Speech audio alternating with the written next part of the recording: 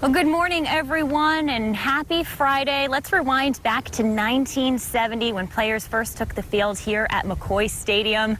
Now, 50 years later, I'm on the field. I'm the only one on the field right now.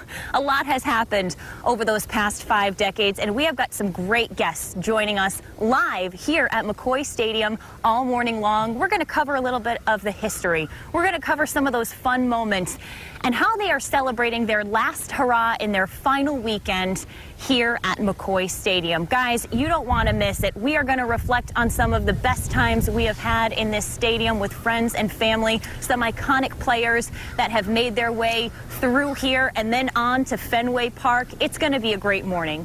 Absolutely. Well, as we told you earlier, McCoy Stadium is celebrating a golden anniversary as well as the farewell to our beloved Paw Sox this year. So Michaela is there, as you saw at the top of the show. She'll be there throughout the hour all morning long. How's it going, Michaela? It's great, guys, and I'm actually in a really unique location. We were just on the field, and in between the field and then the entrance is this really cool hallway that's full of nostalgia and plaques and trophies and everything that you could name. Our first guest is Mike Tamburro. He's the vice chairman, longtime president as well for the team. You've been with the team for so long, so you are the perfect person to talk a little bit about the history. Good morning. Good morning. Great to be with you. Thanks for coming over. We start our big weekend.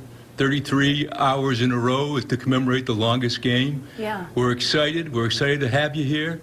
And there's a lot of great memories, and this hallway is where a lot of our memories are stored, you know, from the longest game to some of the great players that have come and gone, from Nomar Garciaparra. Oh, one of my favorites. To Jim Rice, to Derek Pedroia, you name it. There's a lot of memories here. Yeah, there certainly are. So take us back to the beginning, 1970. That's when it all got started, right? 1970 is when the AA club came here. Okay. And players like Carlton Fisk and Cecil Cooper played here. The AAA club came in '73 and won the Governor's Cup Championship and the Junior World Series in their first year at AAA. Wow, impressive. And it was the first of 4. We won 4 Governor's Cups, 73, 84, 2012, and 2014. And if we had a chance this year, we would have finished it off with one more.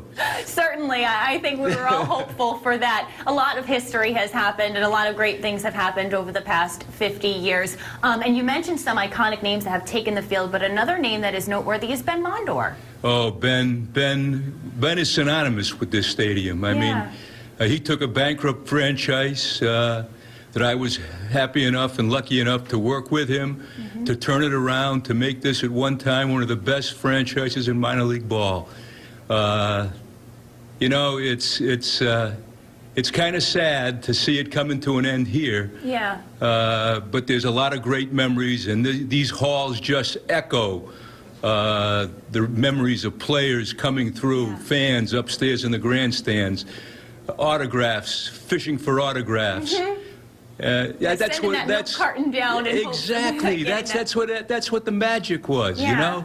And it's great to reminisce.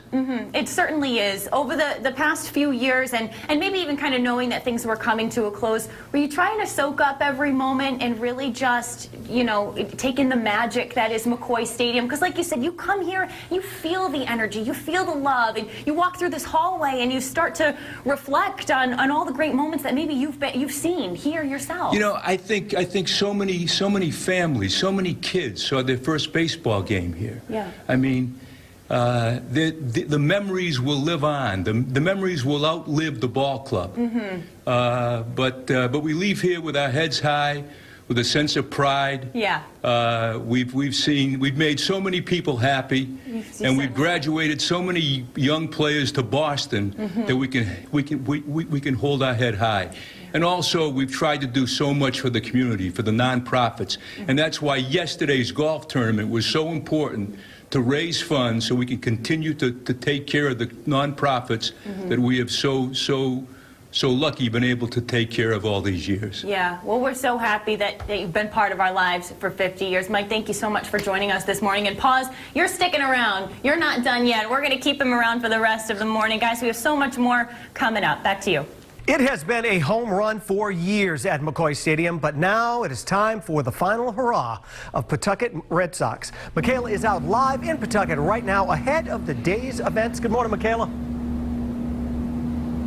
Hey, good morning once again. Yeah, we decided to bring you outside now because take a look at this view. This is the view that we are going to remember forever. It's a view that we've enjoyed with our friends and families over the years.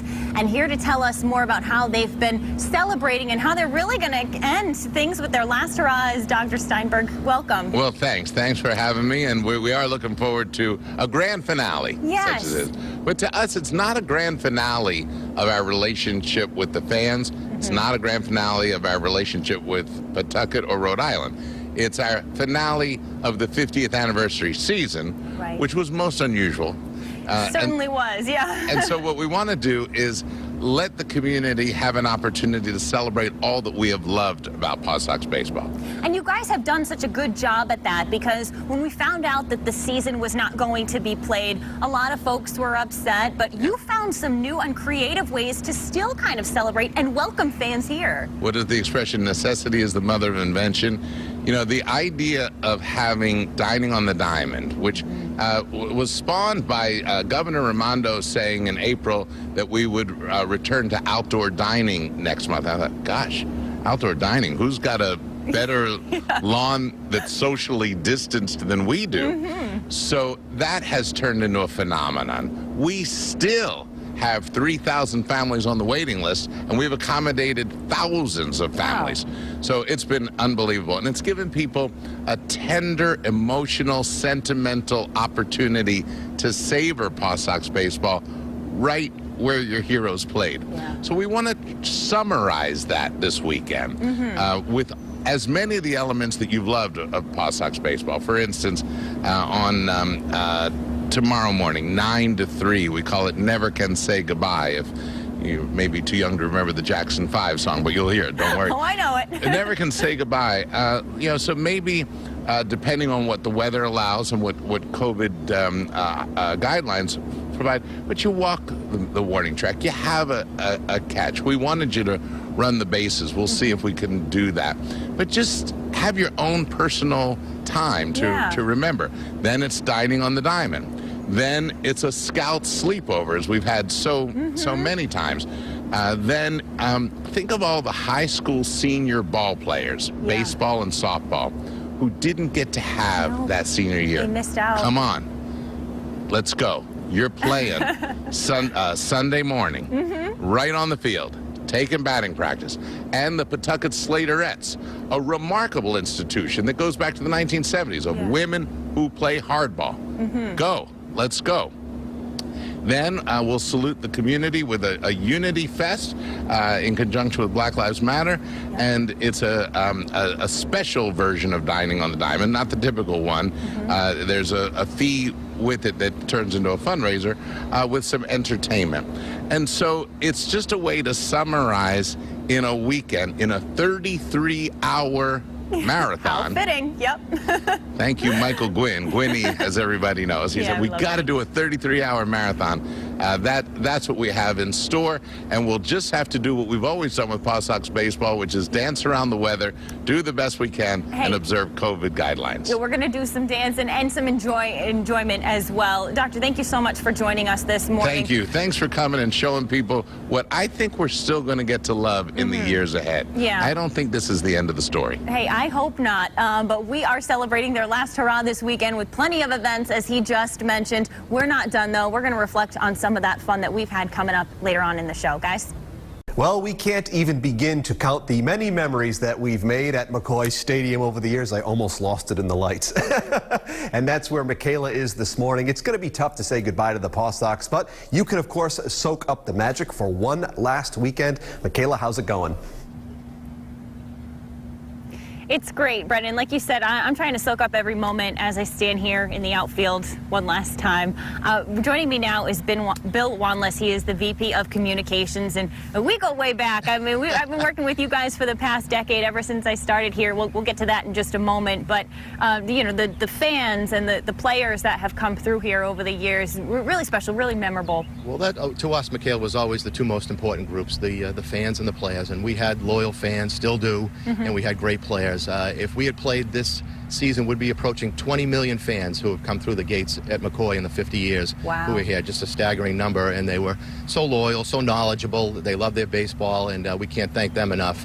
And of course, the great players, it's like a who's who of baseball history. When you go back to the 70s and the 80s of Carlton Fisk and Wade Boggs and Jim Rice, those are National Baseball Hall of Famers that played right here at McCoy, to the current days, Mookie Betts, Xander Bogaerts, and everybody in between. So, and what was really neat is our fans love seeing them here first. They love seeing these young guys on the way up when they played here at McCoy. So it's been just an incredible 50-year run, and yeah, certainly, you know, you've been a part of that too. We're standing right here in short, behind shortstop, where one of your favorites, Nomar, might have made a catch, or Jackie Bradley in center might have come in and made a catch. So it's just still fun to be out here. And we talked about our relationship kind of started back 10 years ago when I was trying to be on the road show for the first time. Yeah, I mean, a lot of people viewers might not know this story, but Michaela was auditioning to be a co-host, and she called. She was just fresh out of college. She called, and she was so cute. She said, "I need to produce a video, behind the scenes look at something in Rhode Island to show for the audition for the show." She came out here to McCoy, and she put together a great video. She was so professional about it, and I said, if she doesn't win this co-host job, something's up. Sure enough, a week or two later, you got the job, and Brendan and Will haven't been able to get rid of her since. 10 years later, she's still here, and we love the road show. We love all you guys, and it worked out great. Well, I just love how I kind of started, you know, you guys were my first shoot, and it's only fitting that I'm kind of with you guys on your last day, or maybe one of your last days. We'll see. You mentioned some noteworthy players over the years, and I love a good Manny Ramirez story. You have one, right? Okay. Manny being Manny. Well, he was here in 2001, and he was Manny being Manny then. He loved it here. He didn't want to go back to Boston. They were paying him $20 million a year, and he was on an injury rehab. He was here his first day. He pulled in. He came in the parking lot by the clubhouse, and he flipped his keys to an older gentleman standing in front of the clubhouse, thinking he was the valet. Now, we don't have a valet here at McCoy. They might have one in Boston, but not here. The valet turned out to be Ben Mondor, our owner. Oh, my.